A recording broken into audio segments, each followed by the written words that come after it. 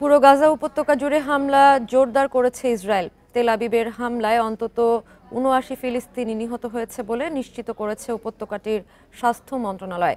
গাজার মধ্যাঞ্চলের বুরেজি শরণার্থী শিবির, দক্ষিণাঞ্চলের খান ইউনিসের আবাসিক এলাকায় বিমান হামলা ও স্থল অভিযান চালিয়েছে ইসরায়েলি সেনারা।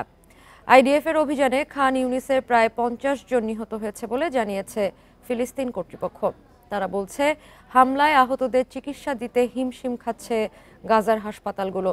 উপত্যকাটিতে ফিলিস্তিনি শিশুদের স্বাস্থ্য সুরক্ষায় নিয়োজিত একটি প্রতিষ্ঠানে অভিযান চালিয়েছে তেল আবিব।